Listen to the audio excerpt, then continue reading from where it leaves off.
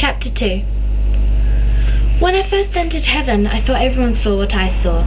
Then everyone's heaven there were soccer goalposts in the distance, and lumbering women throwing shot put and javelin. That all the buildings were like suburban northeast high schools built in the 1960s. Large, squat buildings spread out on dismally landscaped sandy lots, with overhangs and open spaces to make them feel modern. My favourite part was how the coloured blocks were turquoise and orange, just like the blocks in Fairfax High. Sometimes, on Earth, I made my father drive me by Fairfax High so I could imagine myself there. Following the 7th, 8th and 9th grades of middle school, high school would have been a fresh start. When I got to Fairfax High, I would insist on being called Suzanne. I would wear my hair feathered or up in a bun. I would have a body that the boys wanted and the girls envied, but I'd be so nice on top of it all that they would feel too guilty to do anything but worship me. I like to think of myself, having reached a sort of queenly status, as protecting misfit kids in the cafeteria. When someone taunted Clive Saunders for walking like a girl, I'd deliver swift vengeance with my foot to the taunter's less protected parts. When the boys teased Phoebe Hart for her sizable breasts, I would give a speech on why boob jokes weren't funny. I had to forget that I too had made lists in the margin of my notebook when Phoebe walked by. Winnebagos, hoo-haws, Johnny Yellows. At the end of my reveries, I sat in the back of the car as my father drove. I was beyond reproach. I would overtake high school in a matter of days, not years, or, inexplicably, earn an Oscar for Best Actress during my junior year. These were my dreams on Earth. After a few days in heaven, I realised that the javelin throwers and the shot putters and the boys who play basketball on the cracked blacktop were all in their own version of heaven. Theirs just fit with mine. Didn't duplicate it precisely, but had a lot of the same things going on inside. I met Holly, who became my roommate on the 3rd day. She was sitting on the swing set. I didn't question that high school had swing sets. That's what made it heaven. And no flat bench swings, only bucket seats made out of hard black rubber that cradled you, and you could bounce in a bit before swinging. Holly sat reading a book in a weird alphabet that I associated with the pork fried rice my father brought home from Hop Fat Kitchen, a place Buckley loved the name of, loved so much he yelled Hop Fat at the top of his lungs. Now I know Vietnamese, and I know that Vietnamese is not what Herman Jade, who owned Hop Fat, was, and that Herman Jade was not Herman Jade's real name, but one he adopted when he came to the US from China. Holly taught me all this.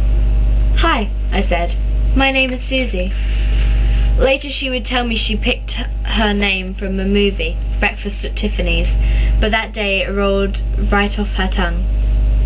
"I'm Holly," she said, because she wanted no trace of an accent in her heaven. She had none. I stared at her black hair. It was shiny like the promises in magazines. "How long have you been here?" I asked. 3 days. "Me too." I sat down on the swing next to her and twisted my body around to tie up the chains. Then I let go and spun until I stopped. "Do you like it here?" she asked. "No." "Me either." So it began. We had been given, in our heavens, our simplest dreams. There were no teachers in the school. We never had to go inside except for art class for me and jazz band for Holly. The boys did not pinch our backsides or tell us we smelled. Our textbooks were 17 and glamour and Vogue. And our heavens expanded as our relationship grew. We wanted many of the same things.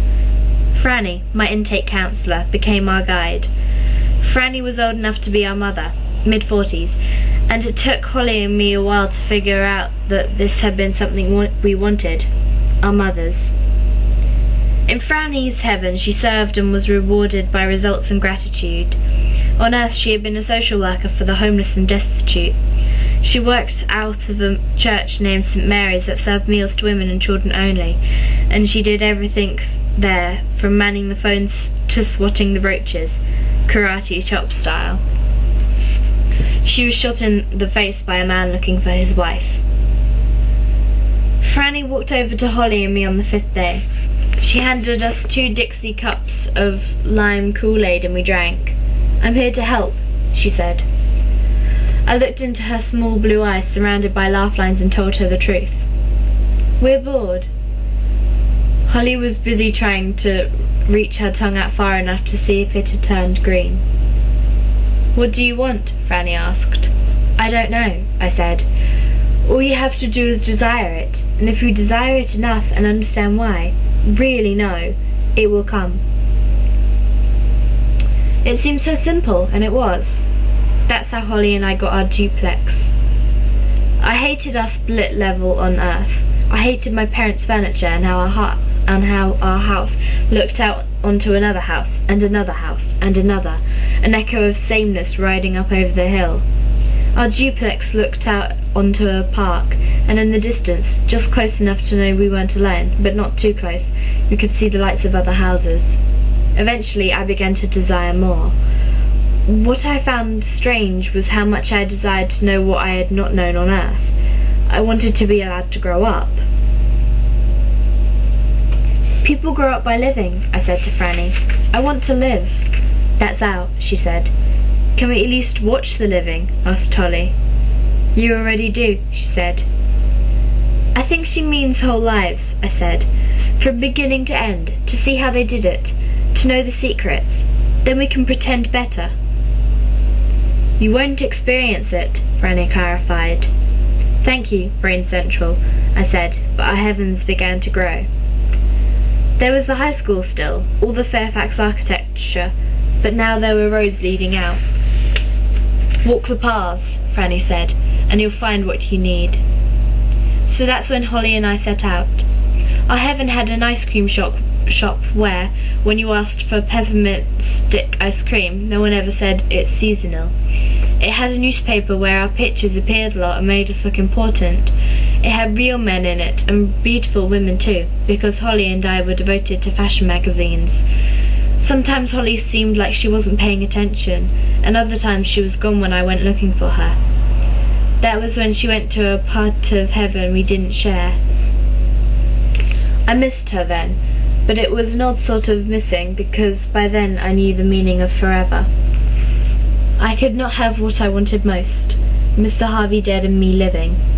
Heaven wasn't perfect, but I came to believe that if I watched closely and desired, I might change the lives of those I loved on Earth. My father was the one who took the phone call on December 9th. It was the beginning of the end. He gave the police my blood type, had to describe the lightness of my skin. They asked him if I had any identifying features. He began to describe my face in detail, getting lost in it. Detective Fenneman let him go on, the next news too horrible to interrupt with, but then he said it. "Mr. Salmon, we have found only a body part."